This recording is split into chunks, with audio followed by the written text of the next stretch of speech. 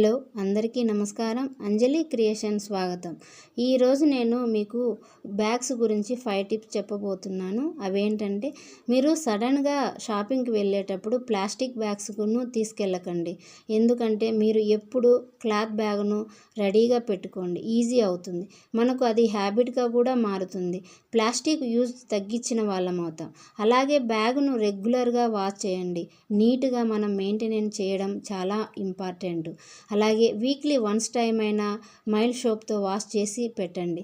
క్లీన్గా బ్యాగ్ పెట్టుకున్నప్పుడు మనకు హెల్తీగా అలాగే హైజీనిక్గా కూడా ఉంటుంది.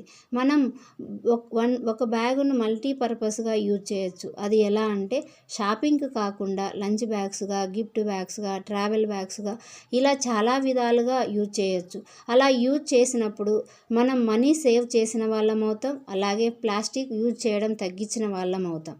మనం ఈ బ్యాగుకు ఏదైనా డ్యామేజ్ వచ్చినప్పుడు చిన్నగా థియరీ అలాంటివి ఉన్నప్పుడు స్టిచ్ చేయొచ్చు. అలాగే మనం బ్యాగుకు ఫుల్ డ్యామేజ్ అయ్యి ఉంటే మనం అప్సైకిల్ చేయొచ్చు. ఎలాగంటే, ఒక క్లాత్ తీసుకొని దానిని కవర్ చేసి మ్యాట్తో కానీ కవర్ చేసి స్టిచ్ చేయొచ్చు. అలాగే ఈ బ్యాగును మీరు మీ ఫ్రెండ్స్కి గిఫ్ట్ పర్పంగా ఇవ్వండి.